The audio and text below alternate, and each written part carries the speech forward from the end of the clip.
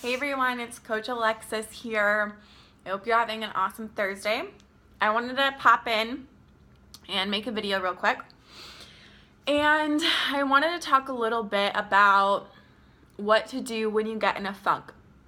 Because I talk to a lot of people, and most people that are in my social media network are like me, and they struggle with depression, or they struggle with overeating, or they struggle with anxiety. So I want to touch on a couple of things and really make this video not just for you, but as a testimony or something that I can reference back to when I start feeling this way again. Because one thing I've learned is that you can go so far, but it is inevitable that eventually you might get in that funk again. So I have a lot of points that I want to make, and I'll try not to ramble too much, but one thing I just want to get out into the air is that everyone struggles with this. Whether or not they post it on social media, whether or not you witness it or see it, some of the, and I know because I talk to them, some of the most successful, happy, best looking people get in a rut and feel like crap. So that's one thing to take off your chest. You're not suffering alone. When it comes to overeating and binging and not feeling confident and feeling like crap, everybody overeats. Now, I know that's a huge generalization, but you can't tell me that there's no one that hasn't hasn't sat down and consumed too many calories in one sitting. Everyone has been there. So that should make you feel good. Everyone binges. I almost want to write a book, kind of like that book that's like Everyone Poops. I want to write a book called Everyone Binges, because it's true, we do. So it used to be something I was really ashamed about. I used to wake up in the middle of the night like starving and like just eat food secretly. So when I started talking about it, I started finding more resources that could help me heal and like move through that. And the 21 Day Fix nutrition program, which I help people get started on, really revolutionized the way that my relationship with food, because it wasn't so compulsive for me. It was very relaxed and something I could design my own, and there were no numbers involved, which I'm not a person who can deal with numbers because I get too obsessive. But I want to talk about a couple of things that helped me get out of the last rut. So there's like actual things you can do, like physical things you can do for your health that aren't so obvious. So one thing I started doing is I'm very low in vitamin D. So if you haven't gotten blood work done, you might want to go check that out. It's worth it. So I found out about 2 to 3 years ago that I was vitamin D deficient. So if I do not take my vitamin D3 every single day, my mood significantly changes. And I was misdiagnosed with severe depression when in all actuality it was a vitamin D3 deficiency.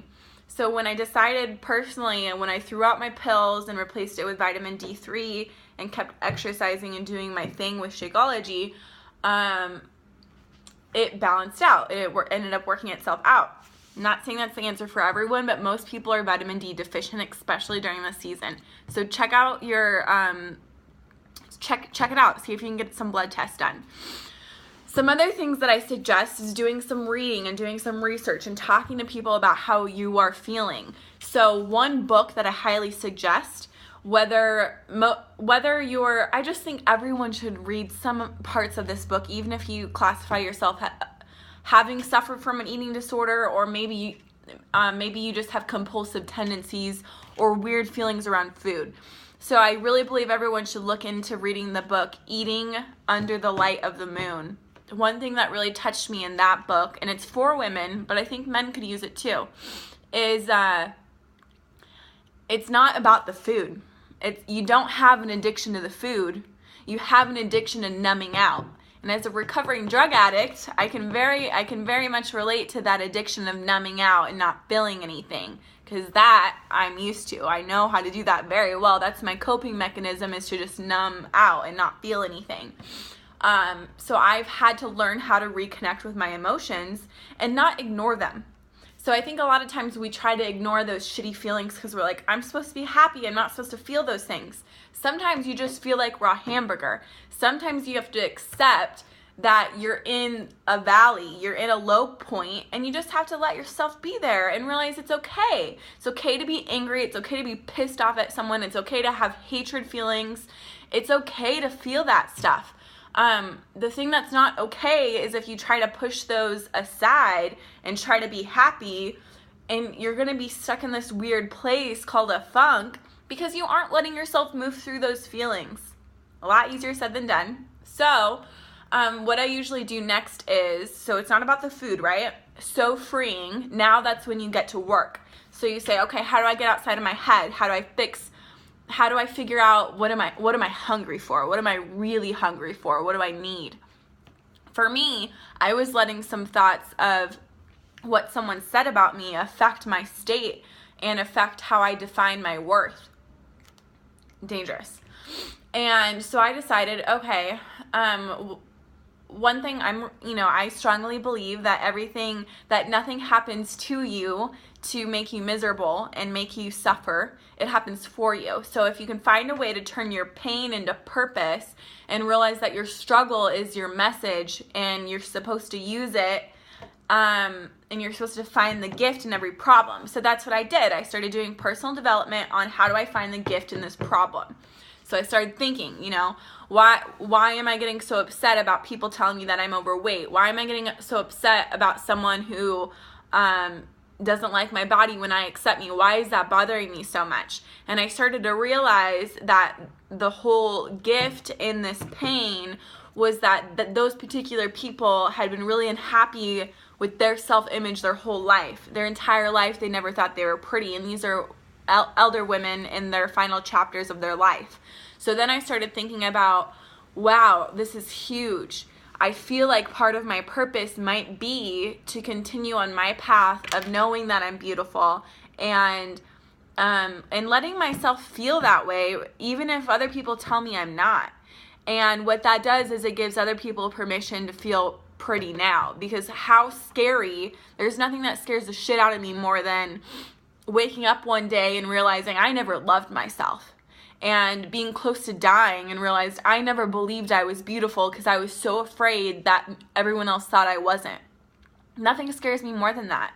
So with that whole process, it's going to be different, but those are just a very ambiguous way that maybe you can find your own path and sort through it and get to work.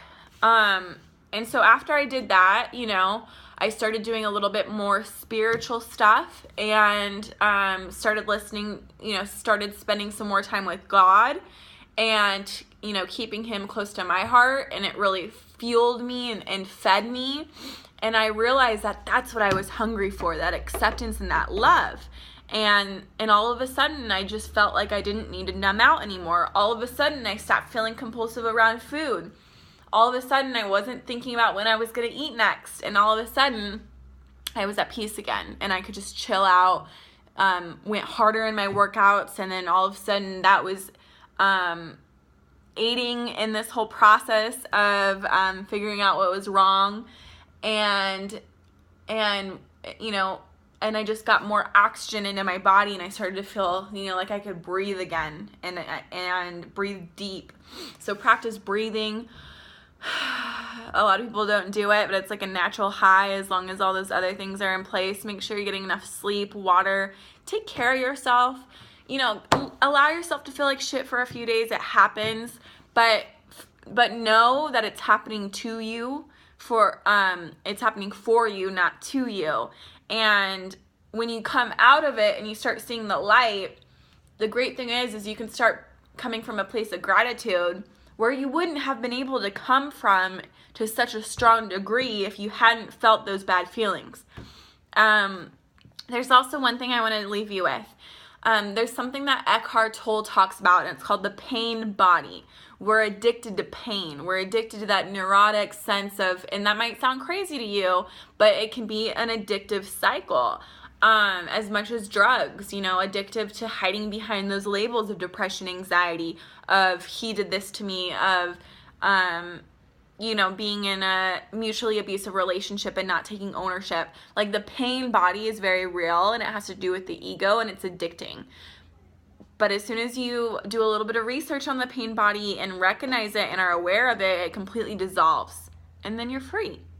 So I hope this helped you. I know a lot of people struggle with it. Just try not to hide behind the labels. It's cool. Like, let yourself feel things. It's okay to be depressed. Like, it's fine. You know, you're gonna get through it.